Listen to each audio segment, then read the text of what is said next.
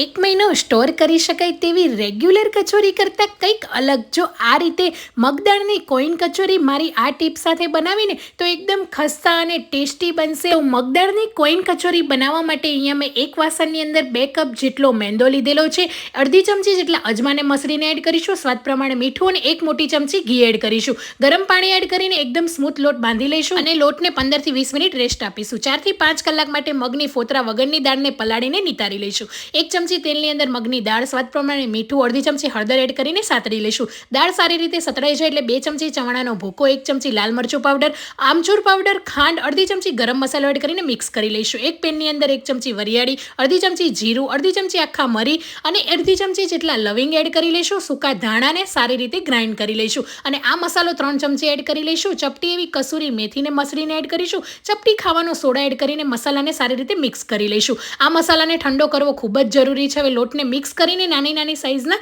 Cut લગાવી લઈશું અને એમાં મિની સાઇઝની આ રીતે કચોરીનો શેપ આપીને વચ્ચે મસાલો ભરીને કચોરીને વાળી લઈશું. તો આ રીતે કોઈન કચોરી બધી જ આપણે તૈયાર કરી લઈશું. આ કચોરી જરાય ફાટશે કે તૂટશે નહીં અને એકદમ ખસ્તા બનશે.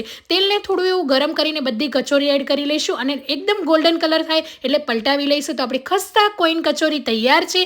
તો આ કચોરીને તમે ઓડી સ્નેક બેગ પેપરમાં ભરીને ટ્રાવેલિંગ પણ કરી શકો છો. તો મારી આ રેસીપી જરૂરથી ટ્રાય કરજો.